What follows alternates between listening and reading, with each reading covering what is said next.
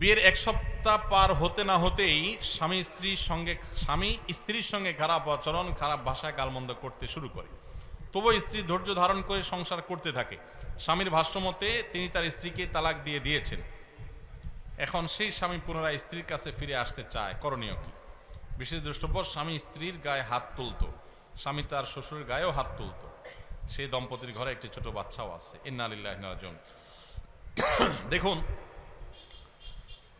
এই সমস্ত প্রশ্ন, বিশেষ করে তালাক সংক্রান্ত প্রশ্ন, কখনো এই ধরনের সংক্ষিপ্ত প্রশ্নোত্তরের কোনো সেশনে আপনারা এই প্রশ্নগুলো লিখে দিবেন না। সবসময় আমরা বলি, এগুলোর জন্য কোনো ফতোয়া বিভাগে যাবেন, কোনো দারুল ইফতা যাবেন, কোনো বড় মাদ্রাসা, বড় মসজিদে মুফতি সাহেব, খতিব সাহেবদের কাছে যাবেন, লিখিতভাবে দিবেন বা বসে বিস্তারিত বলবেন। কারণ এগুলোতে সংক্ষিপ্ত প্রশ্নের উত্তর দেওয়া যায় না। এখানে প্রশ্ন পাল্টা প্রশ্নের ব্যাপার আসে। তালাকের বিষয়টা অত্যন্ত সেন্সিটিভ। আপনি কি শব্দ বলেছেন তার উপর নির্ভর করবে এটার মাসআলার উত্তর। তো আমি এখানে সংক্ষিপ্ত লেখা দেখে উত্তর দিয়ে দিলে সেটা ভুলও হতে পারে। এজন্য আমরা মৌলিক নীতিমালা বলে রাখি। ইন্ডিভিজুয়াল কোনো ফতোয়া, তালাক সংক্রান্ত মাসআলার উত্তর আমরা দেই না। সেটা কোনো টেলিভিশন প্রোগ্রামেও না, সেটা কোনো মাহফিলেও না, কোনো ওপেন এ ধরনের প্রোগ্রামে না। কারণ এখানে প্রশ্নকর্তা নাই। প্রশ্নকর্তাকে আমার পাল্টা অনেকগুলো প্রশ্ন করা লাগবে, যে কোন অবস্থায় তালাক দিয়েছে, কি বলেছে, শব্দটা কি ছিল, এগুলোর উপর নির্ভর করবে মাসালাটা। এই জন্য তালাকটা এত ছেলে খেলা না। তালাক এবং বিয়ে এই বিষয়গুলো খুবই সেন্সিটিভ। এগুলো ওলামাদের কাছ থেকে যে আলাদা দারুল ইফতায় গিয়ে জেনে নেবেন। আমি আপনার এই তালাকের প্রশ্নের উত্তর দিচ্ছি না। তবে মৌলিক নীতিমালা বলে রাখছি, সেটা হলো, স্বামী যদি স্ত্রীর প্রতি অন্যায় করে সেটা অবশ্যই অন্যায়, জুলুম। কোনো স্বামী যদি স্ত্রীর শ্বশুর গায়ে হাত তোলে, নাউজুবিল্লাহ, জীবনে তো এরকম এর আগে শুনি নাই যে শ্বশুর গায়ে হাত তুলেছে।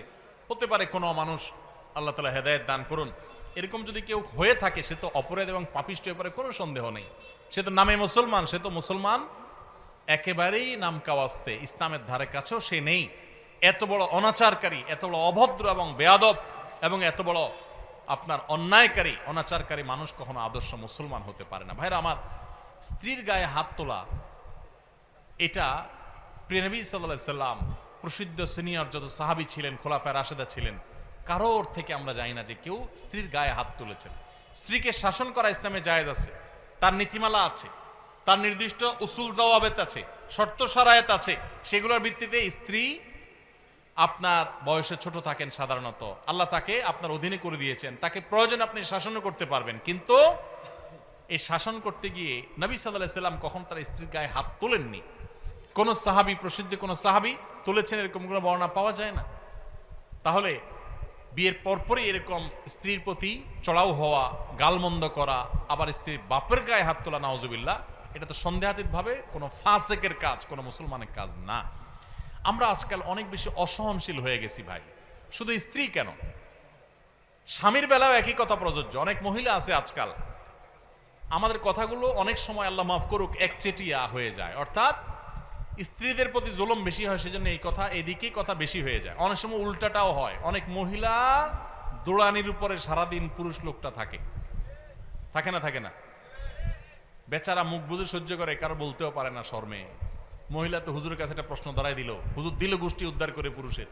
পুরুষ লোকটারে সকাল বিকাল কই মাছ বাজার মতো করে উল্টায় আর ভাসতে থাকে। আছে না নাই? কত জোরে ঠিক করছে এই লোক, মনে কষ্টে আছে কোনো। আল্লাহ তাআলা সবার কষ্ট দূর করে দেখ। ভাইরা আমার, অতিরিক্ত নারীবাদী চর্চা, নারীবাদের চর্চা, নারীবাদ এটা একটা বিশেষ পরিভাষা, আপনারা জানেন, এটা ডেফিনিশন, এটার পরিচয়, সংজ্ঞা। আমি এটার শব্দটা বলেছি, অতিরিক্ত নারীবাদ চর্চা আমাদের মা বোনদেরকে অনেক সময় বেয়াদব করে দেয়। অনেক সময় মা বোনদেরকে তাদের সীমানা ছাড়িয়ে নিয়ে যায়, তারা মাত্রা জ্ঞান হারিয়ে ফেলে, স্বামীর সাথে অসৎ ব্যবহার করে, দুরাচরণ করে। এই ভদ্র মহিলা যদি সংসারটা কোনো রকম ভেঙে যায়, তখন সে বুঝে কত ধানে কত চাল।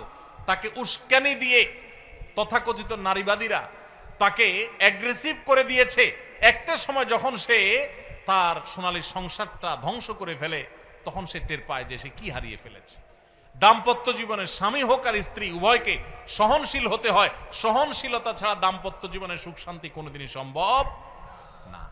এই জন্য ভাই, আল্লাহ তাআলা কোরআনে কারিমে পুরুষদেরকে বলেছেন ওয়াশিরুহুন্না বিল মারুফ, তোমরা নারীদের সাথে সুন্দর আচরণ করো, সুন্দরভাবে তাদের সাথে দিনাতিপাত করো, জীবন কাটাও, অতিবাহিত করো। অসুন্দরভাবে কাটাবার সুযোগ নাই।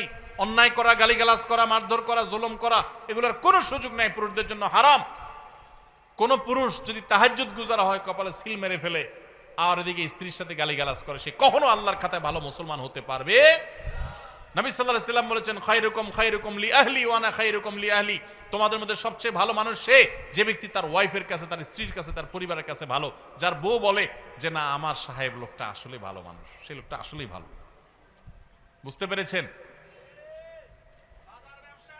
আবার অনেক মহিলা যদি এটা শুনে বলে যে ঠিক আছে আমি ভালো বললে তুমি আল্লাহর কাছে ভালো হবা চান্দু, তাহলে শাড়ি একটা পিছে দুইটা না দিলে তো আমি ভালো বলবো না, এই বলা না, তার আচরণের উপরে সন্তুষ্ট থাকা না থাকা, মন থেকে সাক্ষ্য দেওয়া না নেওয়া, এটার উপর নির্ভর করে। একইভাবে পুরুষরা অনেকে নির্যাতিত। তো এই অন্যায়গুলো যারা করেন, দেখুন আমি একটা কথা সবসময় বলি, স্বামী স্ত্রী একে অন্যের জন্য এত বড় নেয়ামত, এখানে গালিগালাজ কোত্থেকে আসে, কিভাবে দুর্ব্যবহার আসে?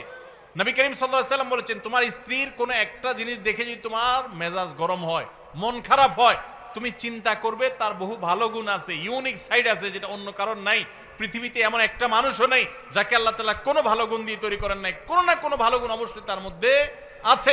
ওই ভালো গুণগুলো যদি তুমি চিন্তা করো তাহলে তোমার মনটা ভালো হয়ে যাবে। সবসময় নেগেটিভ চিন্তা করবো না, পজিটিভ চিন্তা করবো।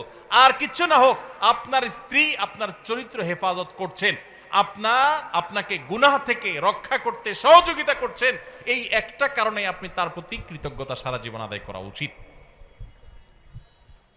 আম্মা জানা আয়েশা রাদিয়াল্লাহু তাআলা আনহা বয়স একটু কম ছিল, আপনারা জানেন, হাদিস শরীফে উঠে আসছে ওনার বয়স একটু কম ছিল, অতটা ভারত্ব বয়স হলে যেরকম সেটা তো এই বয়সে থাকে না, স্বাভাবিক।